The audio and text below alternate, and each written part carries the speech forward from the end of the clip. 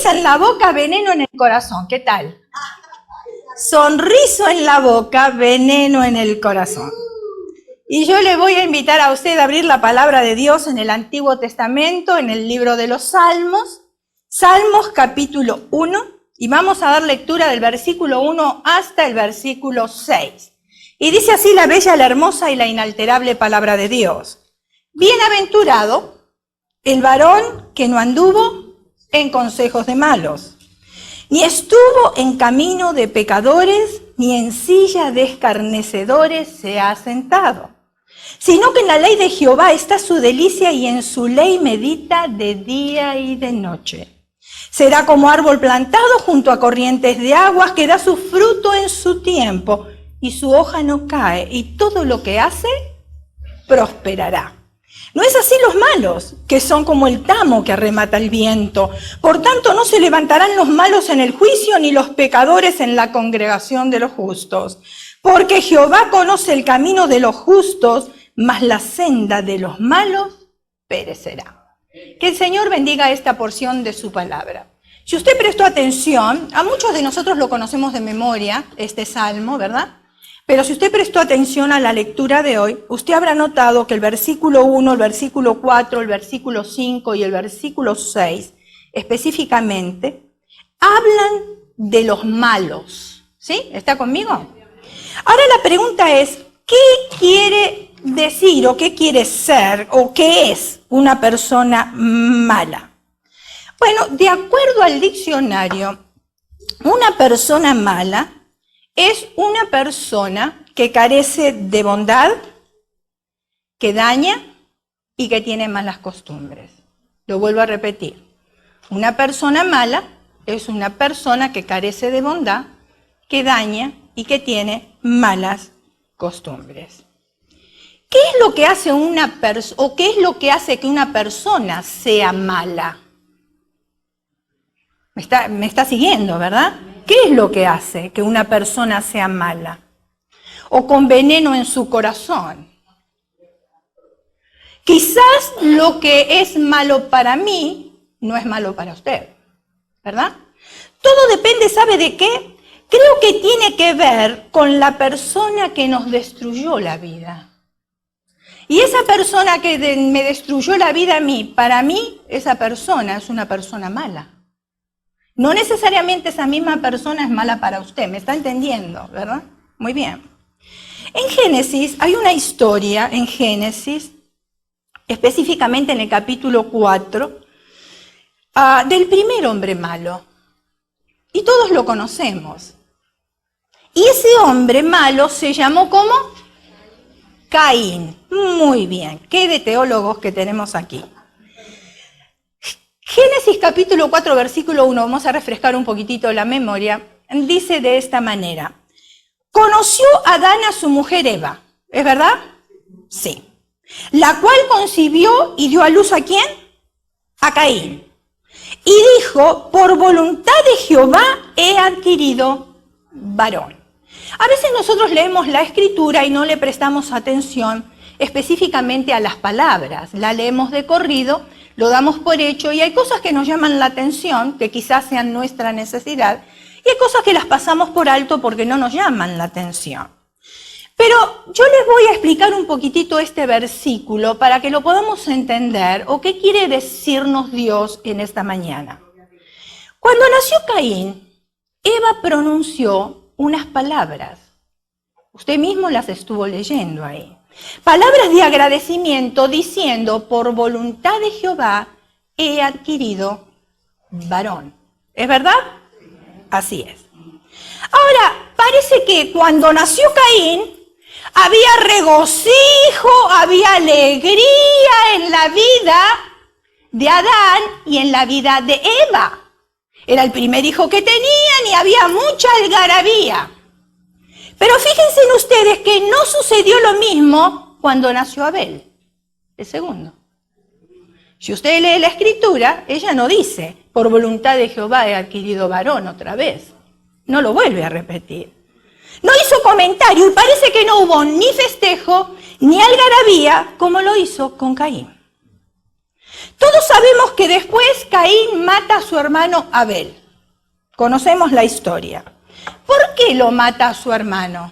Siempre decimos lo mismo y lo hemos escuchado de los púlpitos, lo hemos escuchado en muchas predicaciones, porque miró con agrado Dios la ofrenda de Abel, pero no miró con agrado la ofrenda de Caín. ¿Será por eso que Dios no lo miró con agrado? ¿Por la ofrenda? Esa es la pregunta que yo me tengo que hacer.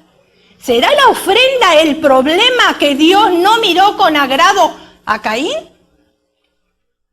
No era tanto la ofrenda.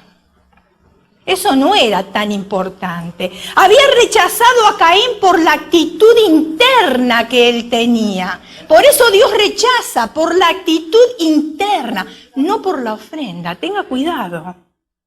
Caín representa el hombre moral o el hombre religioso, que justifica por sus obras, sus esfuerzos y sus razonamientos, sus buenas acciones. Y entonces Dios toma acción ahí, porque es la actitud de un corazón incorrecto. Dice la Escritura que después Caín se ensañó. ¿Qué quiere decir se ensañó? Porque esa es una palabra que no la usamos. Muchos quizás la conozcan, la puedan definir, otros no, porque no es de nuestro vocabulario corriente. Se ensañó quiere decir que se irritó, se enfureció en contra de su hermano Abel, el cual no era culpable de nada. Entonces el Señor le dice a Caín, Génesis capítulo 4, versículo 7, si bien hicieres, ¿no serás enaltecido? Y si no hicieres bien, el pecado está a la puerta. A veces nos sale a nosotros los rescatadores de adentro. Pero antes de hablar de esto quiero explicar un poquitito qué le quiso decir el Señor. Lo que Dios le estaba tratando de decir, si no te arrepientes y escoges hacer el bueno, el pecado te estará amenazando todo el tiempo. Si no escoges lo bueno, el pecado te estará amenazando todo el tiempo.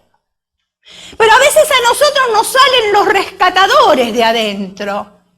Yo lo hice, quizás lo haga usted también, o lo hizo usted también. ¿Por qué? Bueno, porque decimos, a veces solemos decir, con la vida que tuvo esa persona de niño, ¿cómo no va a tener veneno en su corazón? ¿Sabemos decir eso? Con lo que hicieron de niño, ¿cómo no va a actuar así? Con todo lo que vivió. Tiene que tener veneno en su corazón, los queremos rescatar. ¿Se da cuenta? Nuestro pasado negativo o el dolor que nosotros tenemos o tuvimos no tiene por qué hacernos personas malas. Yo escojo ser malo o ser bueno.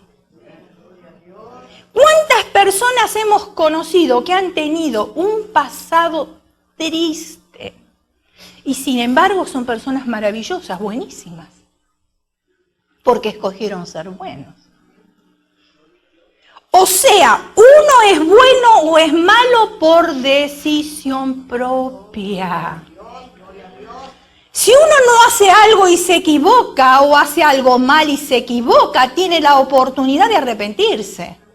Mientras hay vida y esperanza. Yo tengo la oportunidad, me equivoqué, metí la pata, como decimos nosotros, algunos dicen la regué. Pero tengo la oportunidad de irme delante del trono de la gracia y decirle, Señor, la regué. Señor, metí la pata. Como usted lo diga, no importa, pero el Señor lo entiende. Y el Señor perdona y seguimos adelante. Y escogemos siempre hacer el bien. Si uno no se arrepiente, uno se llena de furia. Uno se irrita y el pecado está a la puerta. Nos atrapa y nos transforma en una persona con veneno en el corazón. Salmo 139, David decía estas palabras. Examíname, oh Dios, y conoce mi corazón. Pruébame y conoce mis pensamientos. Y ve si hay en mí camino de perversidad y guíame en el camino eterno. Necesitamos examinarnos y decir, Señor, a veces no me entiendo yo muy bien. No me entiendo mis motivaciones, el orgullo que tengo. Otras veces, Señor, envidia. Señor, examíname. Examina mi corazón y ve si hay en mí camino de perversidad, Señor. Límpiame, límpiame de toda maldad. Ahora déjeme decirle una cosa. Tropezar no es malo, pero encariñarse con la misma piedra, sí. Yo me puedo tropezar una vez, pero 2 veces, 3 veces, 4 veces, ya me estoy encariñando con esa piedra, ¿verdad? Ya me estoy encariñando con eso que yo tropecé. Ahora no lo quiero soltar, ya me está gustando. ¿Cómo hacemos para mirarnos hacia adentro? ¿Usted puede mirarse hacia adentro? ¿Cómo hacemos para alejarnos de la persona que eligieron lo malo? ¿Usted no está rodeado de personas que escogieron lo malo? Yo sí. ¿Usted no? Está todo rodeado de personas perfectas que escogieron lo bueno. Gloria a Dios por ustedes. Porque entonces yo tengo que decir, Señor, examina mi corazón, porque ¿qué está pasando? Que yo sola estoy rodeada con personas que escogieron lo malo, ¿verdad? La única manera que nosotros podemos hacer para alejarnos de personas que escogieron lo malo, usted ya lo sabe, no es nada nuevo y se llama sabiduría. ¿Cómo hacemos para aplicar la sabiduría? Ahí está la cuestión. El Salmo 1 nos dice bienaventurados. Bienaventurados quiere decir feliz. Feliz quien no anduvo en consejos de ¿qué? De malos. Necesitamos sabiduría para relacionarnos nosotros con la gente. Existen personas de las cuales debemos de alejarnos. ¿Y por qué? Porque no están en problema. Ellos no caen en la categoría de los malos, malos, malos, pero nos complican la vida. ¿O no? Ya estoy viendo que el Señor le está trayendo figuras a su mente de quién es. Nos meten en deudas. Gente complicada.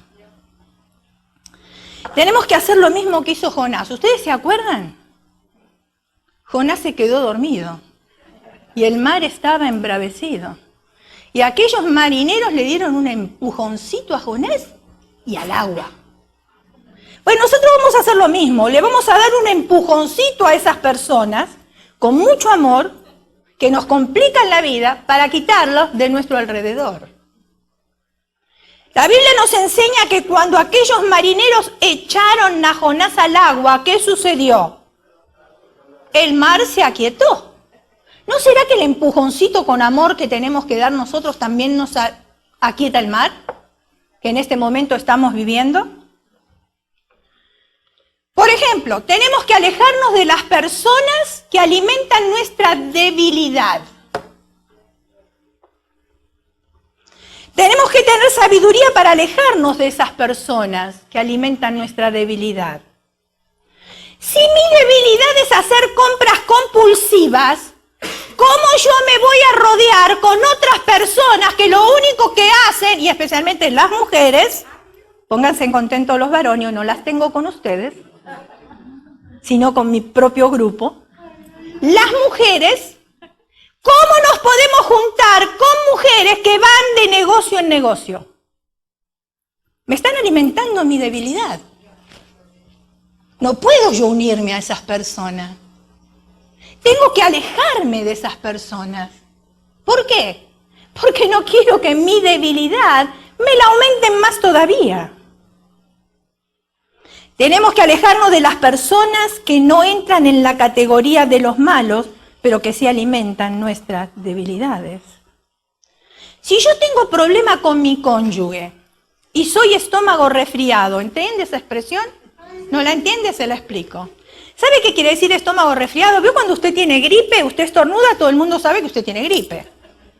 Cuando usted tiene estómago resfriado, cuando usted tiene tos, empieza a toser, todo el mundo sabe que usted tiene tos. Eso quiere decir estómago resfriado. Es una persona que siempre anda contando todas las cosas. para que los demás se enteren. Entonces, si yo me uno a otra persona que tiene el mismo estómago resfriado, nos vamos a alimentar los dos en contra del cónyuge, ¿o no?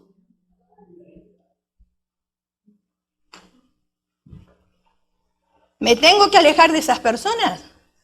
Yo necesito a una persona que me hable bien a mí. ¿Para qué? Para yo poder obtener mi sanidad emocional, física y espiritual.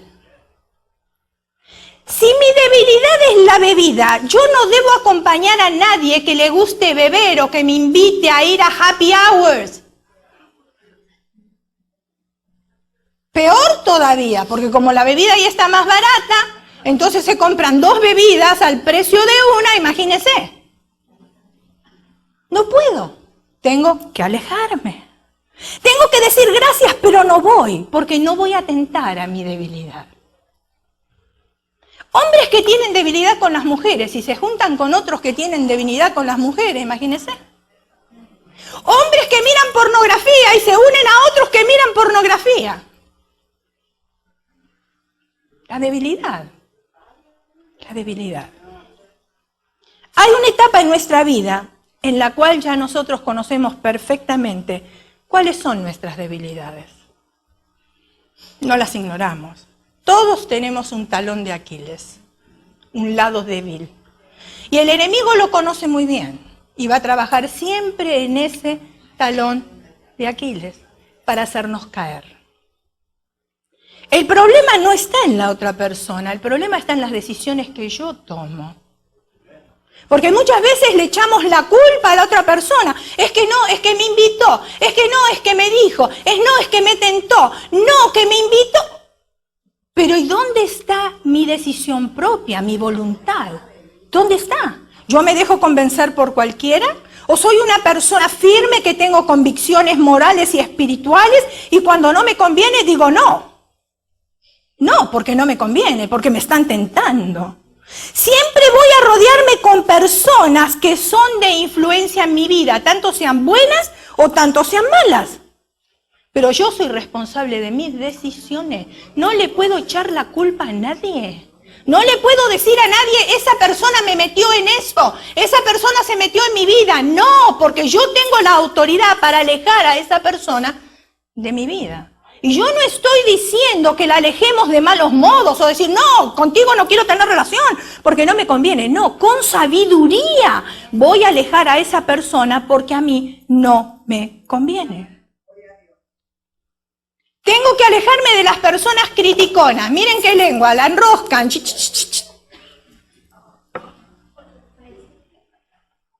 Los que hablan mal de otras personas, escuche bien, es porque les sobra mucho tiempo. No tienen nada que hacer. Y no tienen nada bueno o interesante que decir de ellos mismos. Entonces tienen que hablar de otros. La mejor forma de deshacernos de quienes nos critican, ¿sabe cuál es? Es ofrecerle un trabajo o asignarle una responsabilidad.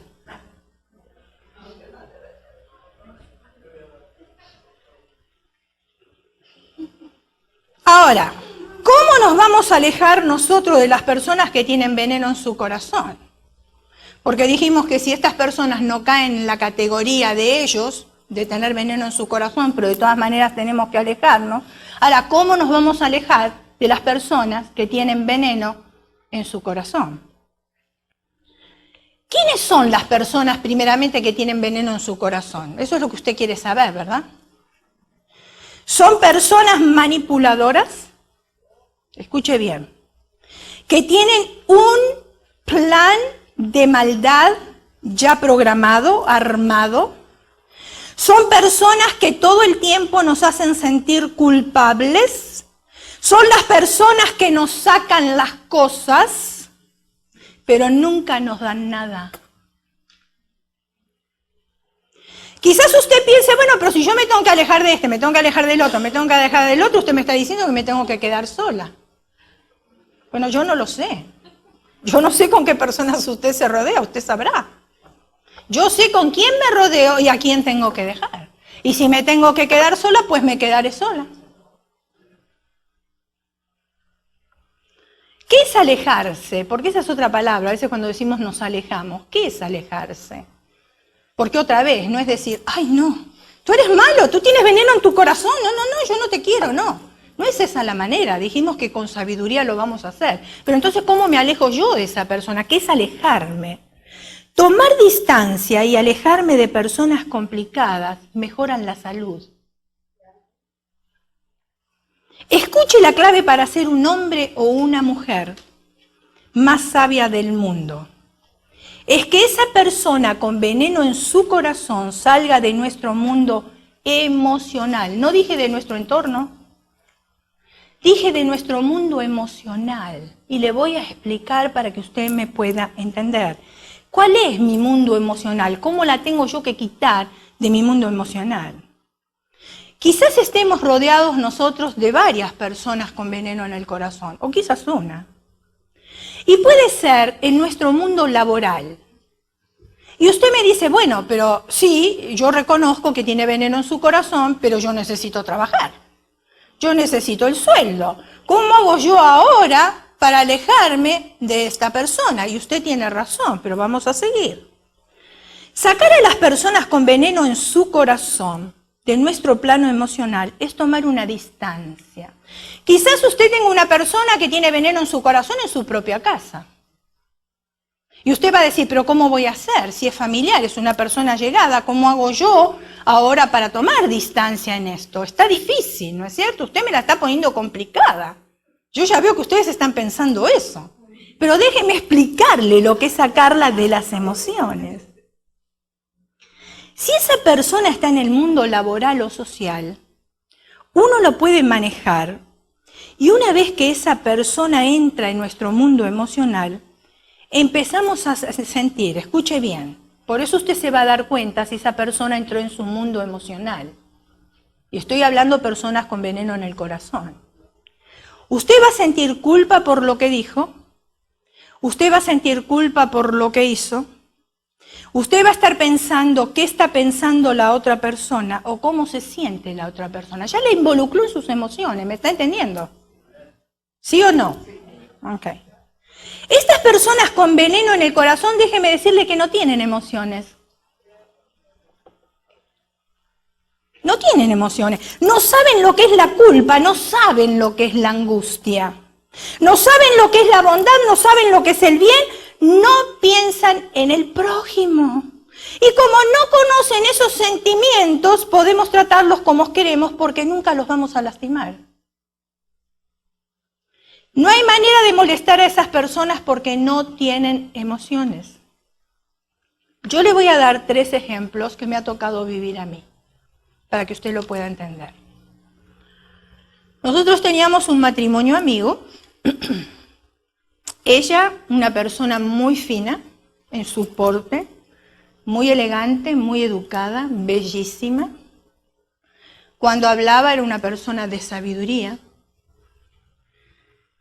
Pero su esposo siempre trataba, no directamente de menospreciarla, pero cuando hablaba, su forma de hablar, su forma de conducirse, su forma de tratar a sus hijos, porque él decidía todo, lo que hacían los niños, decidía todo en la casa, ella siempre la corría a un lado, siempre.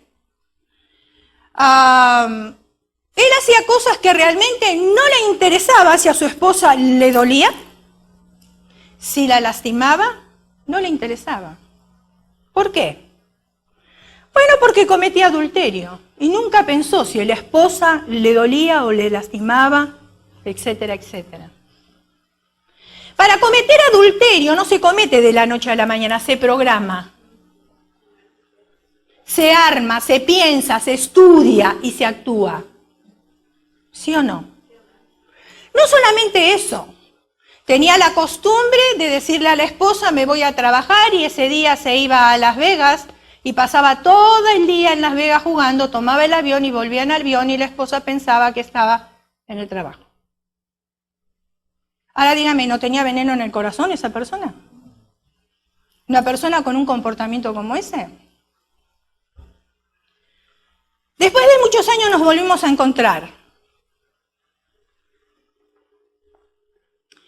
Cuando nos encontramos, yo me acerco y le pregunto que cómo está la esposa, porque ahí no la había visto. Oh, que muy bien, todos estaban muy bien. Digo, ¿y tus hijas ya crecieron? Sí, mis hijas ya están grandes, ahora ya están en edad para tener novio. Pero imagínate, me dice, yo ahora tengo que cuidar al muchachito que se acerque a mi hija. Y yo no lo involucré en mis emociones. ¿Saben qué les dije? Fantástico, porque tú no quieres que a tu hija le hagan lo que tú le hiciste a tu esposa. Si yo lo involucro en mis emociones, no le digo nada, porque se puede ofender. ¿Me está entendiendo? Después me voy a mi casa y voy a decir, ¿por qué no le dije nada? Porque necesitaba corrección. No lo quise involucrar en mis emociones. Sí me está entendiendo, ¿verdad? Y yo tampoco quería ponerme a la par de él y pasarle vaselina y decirle que lo que estaba haciendo estaba bien, cuando él había vivido una vida totalmente incorrecta referente a su esposa, porque su esposa no merecía lo que le había hecho.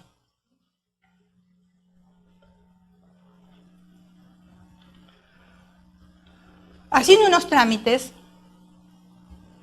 fuimos de un abogado y se supone que el abogado, si usted le paga, tiene que hacer el trabajo. Y que por eso usted va a un abogado, porque sabe cuáles son los pasos a seguir, ¿o no? Entonces uno le paga, eso fue, le pagué, me fui de la oficina y recibo cartas que faltaban informaciones.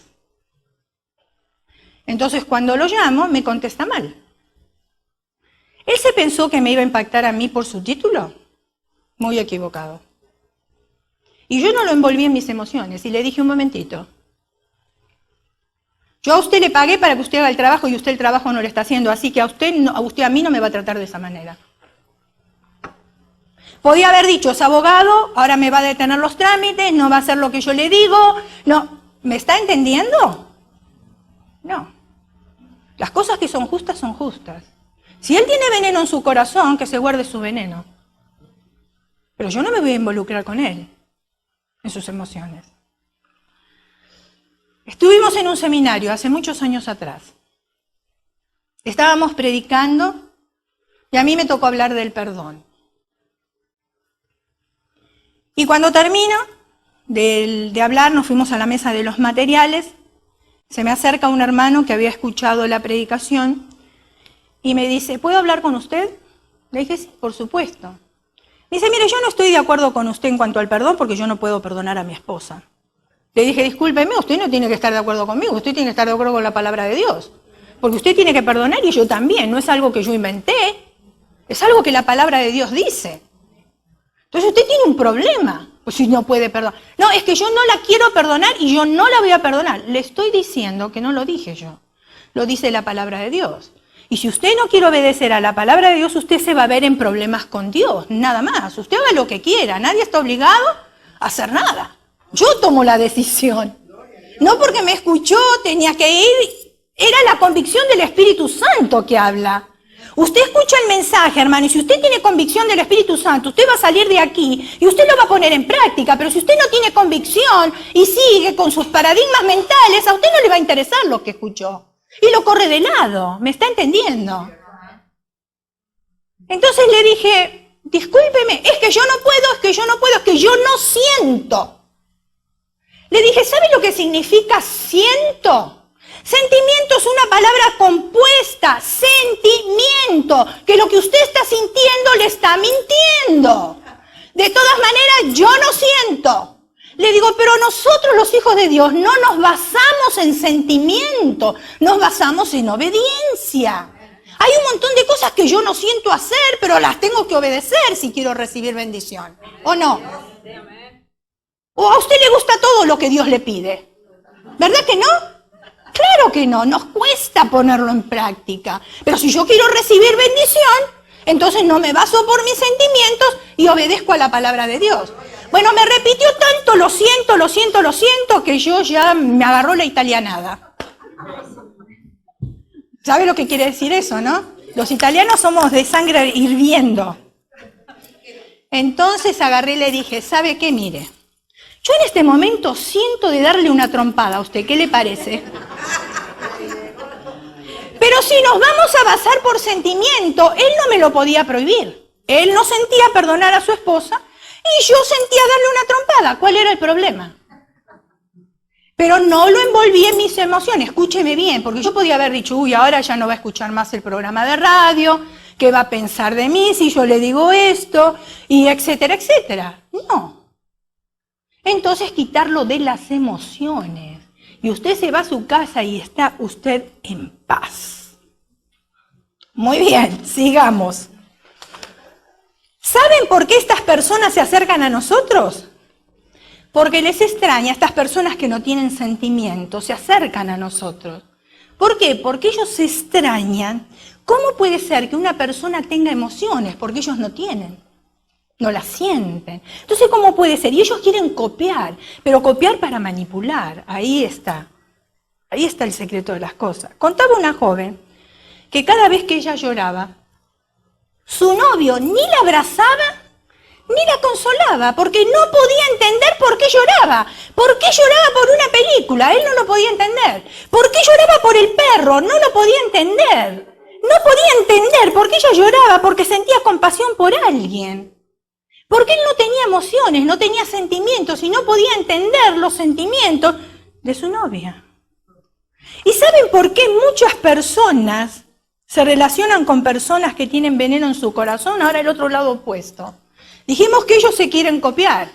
Ay, pero si nosotros nos relacionamos con personas que tienen veneno en nuestro corazón, porque también nos queremos copiar. ¿Saben por qué nos queremos copiar? Porque claro, si nosotros tenemos sentimientos, sufrimos, lloramos, nos duele.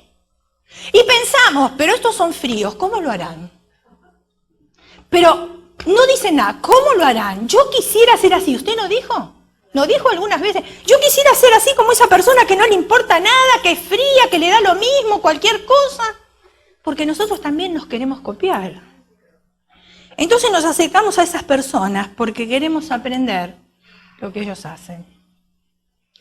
Lo peor que le puede pasar a una persona con veneno en su corazón es que se le descubra el plan. Puede que se haga el ofendido o la ofendida cuando se descubre. Y empiece a gritar y empiece a decir cosas para justificar sus acciones, pero no siente ningún tipo de emoción. La cita que leímos al principio, en Salmos capítulo 1, versículo 1, dice de esta manera, tomar distancia y alejarse, ¿verdad? Eso no se los dije. Tomar distancia y alejarse de personas complicadas mejora la salud. Muy bien, Salmo 1:1. Bienaventurado, otra vez, ¿qué es bienaventurado? Feliz, ¿y qué más? Bendito. El varón que no anduvo en consejos de malos, ni estuvo en caminos de pecadores, ni en silla de escarnecedores se ha sentado. Ahí hay una palabra, escarnecedores, tampoco la usamos en nuestro vocabulario diario. ¿Qué es escarnecedor? Una persona escarnecedora es una persona que se burla, se mofa de otro, ¿con el fin de qué? De humillarlo o ridiculizarlo. Ahora, ¿cómo obtenemos sabiduría nosotros? ¿Cómo la obtenemos? Mateo 6:6. Dice, ora a tu Padre que está en lo secreto y tu Padre que ve en lo secreto te recompensará en público. ¿Qué es orar en lo secreto para usted? A ver, los quiero escuchar. ¿Qué es orar en lo secreto para usted? ¿A solas? Secreto, que nadie los vea. ¿Y cuál es el fin de lo secreto? Ok. Y entonces, si nosotros oramos en lo secreto, Dios se va a manifestar más en nuestra vida.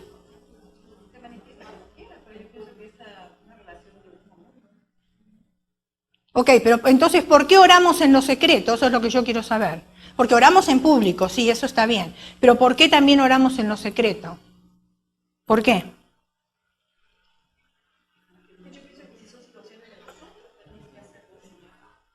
Que si son situaciones personales, entonces uno lo ora en secreto. Ok, pero si hoy estamos todos acá reunidos y usted se pone al altar, aquí, y usted le ora, ¿no es secreto? Porque nosotros no sabemos lo que usted le está orando al Padre. Pero entonces, ¿qué es lo secreto? A eso voy yo. Que me tengo que encerrar yo en un cuarto, me tengo que encerrar en un closet. ¿Qué tengo que hacer en lo secreto? ¿Eso qué es lo secreto? Eso quiero entender. Pastora, hay una parte donde dice, creo que entra la alcoba y cierra tu puerta. Sí. Y eso es orar en secreto también. Ok, entonces nosotros tenemos que hacer las cosas en secreto que los demás no nos vean. ¿Eso es? Diferentes maneras de orar. Exactamente, hay diferentes maneras de orar. Right. Yo lo entiendo y sí hay diferentes maneras. Es en público, es a solas, es en un tiempo devocional, nosotros mismos también. Pero cuando nosotros hablamos de secreto, parece que tendríamos que estar en un lugar encerrado, que nadie nos vea, y que entonces ahí el Señor nos va a escuchar mejor todavía. A eso es lo que yo me refiero. ¿Me está entendiendo? Ahora, si yo quiero tener un tiempo a solas con Dios, para que nadie me interrumpa, por ejemplo, si yo tengo niños en la casa y yo tengo mi devocional y los niños me interrumpen, voy a buscar un lugar donde yo pueda hacerlo a solas. Claro que sí. Sí, hermana. Ana le oró en secreto a Dios. ¿Perdón? Ana le oró en secreto a Dios, estando enfrente de su esposo. Estando enfrente de su esposo. Ok, ahora vamos a ver cómo interpretamos este versículo. El que ve en lo secreto de nuestro corazón es Dios. No es el hecho de que yo me tengo que encerrar en lo secreto. Lo que me está enseñando acá, que el que ve el secreto de mi corazón es Dios. Yo puedo estar aquí y ustedes ni saben lo que yo estoy orando. Pero Él sí ve en lo secreto de mi corazón. Pero yo estoy en público. ¿Sí me está entendiendo? Entonces, si estamos eligiendo nosotros ser buenos o ser malos, Él ve en lo secreto, yo no lo veo. Pero Él sí lo ve. Si elegimos ser malos, el pecado va a estar acechando como un lobo alrededor de nosotros. ¿Para qué? Para atacarnos, para envolvernos, para no soltarnos más. Y eso es lo que tenemos que entender. Lo que Él ve es el secreto de mi corazón. No que yo tengo que estar todo el tiempo en secreto. ¿Me está entendiendo, verdad? Muy bien. Entonces, Dios conoce nuestras intenciones, las del bueno y las del malo. Y por eso Él conocía las intenciones de Caín. Y conocía las intenciones de Abel. Conocía que Caín era malo. Y a pesar de todo lo bueno que él recibió en vida, decidió ser malo. A pesar de todo lo bueno que recibió en vida, decidió ser malo. Ser malo o ser bueno es una decisión. No podemos echarle la culpa a nadie. Por culpa de mis padres soy malo, por culpa de mis tíos soy malo, por culpa de mi esposo soy mala. No, yo escojo ser buena o ser mala. Yo lo escojo. No le puedo echar la culpa a nadie. A veces hasta le echamos la culpa a Dios. Si Dios me hubiese dado esto, mi vida hubiese sido diferente y entonces yo hubiese sido buena.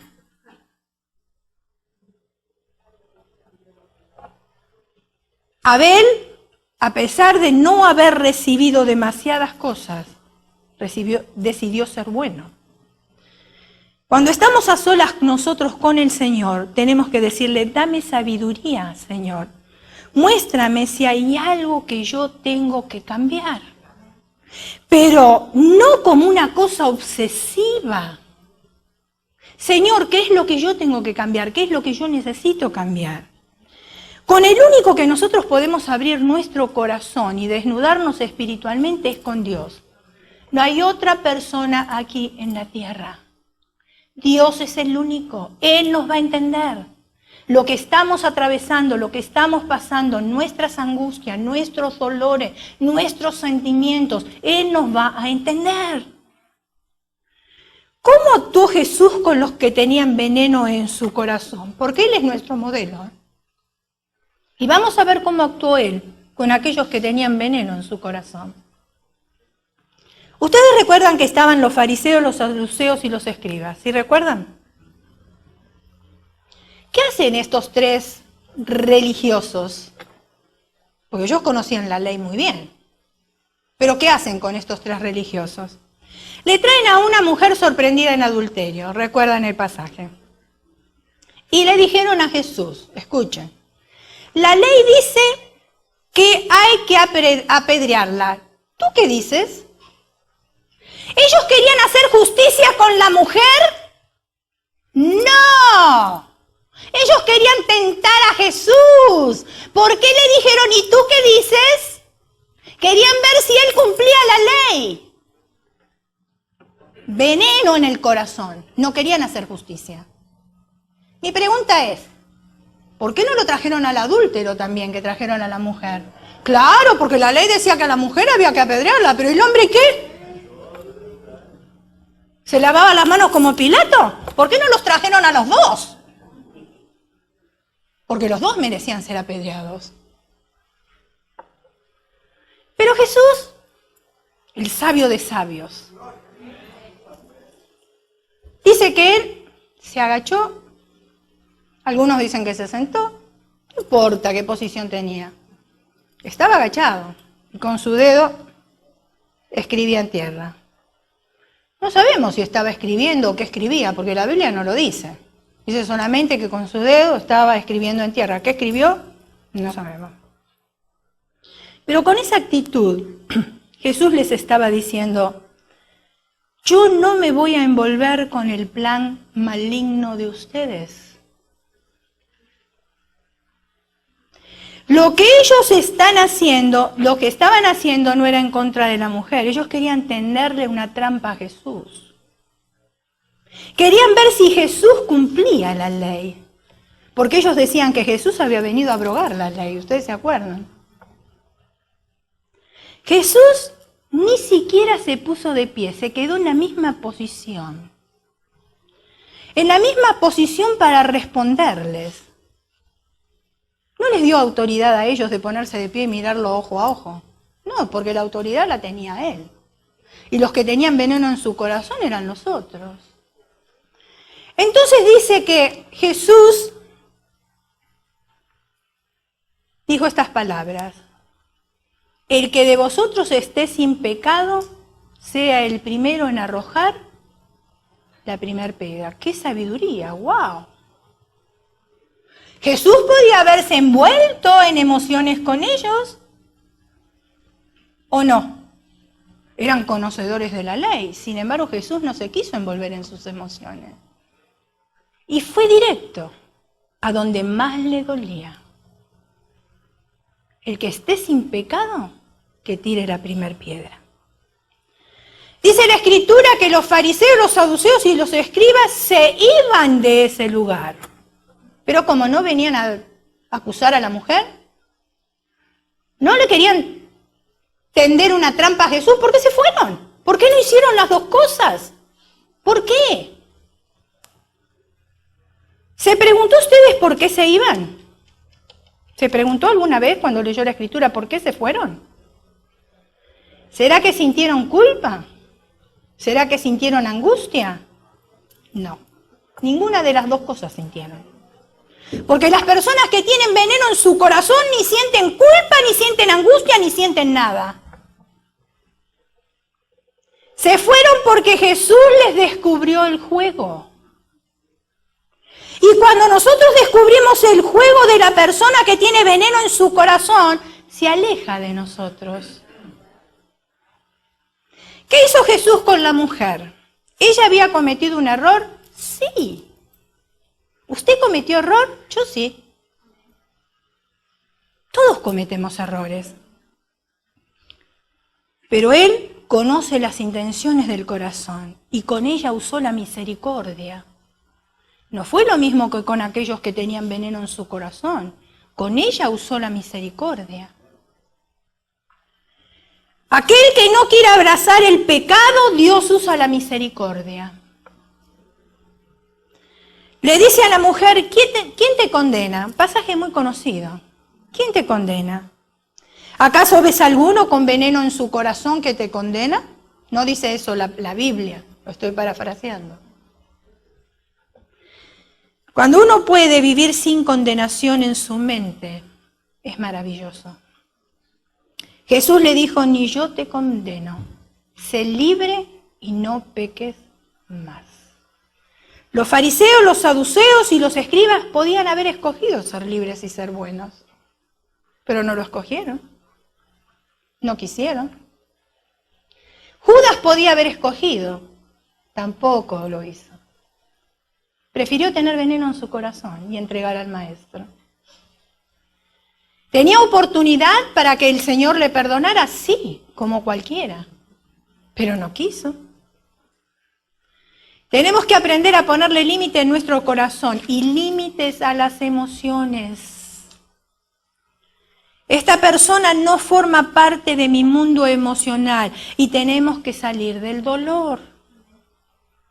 El Señor nos sacó del lugar del dolor, no volvamos allí. Porque Dios quiere que vivamos en libertad y vivamos en victoria. Cierre sus ojos, incline su rostro y vamos a orar. Señor,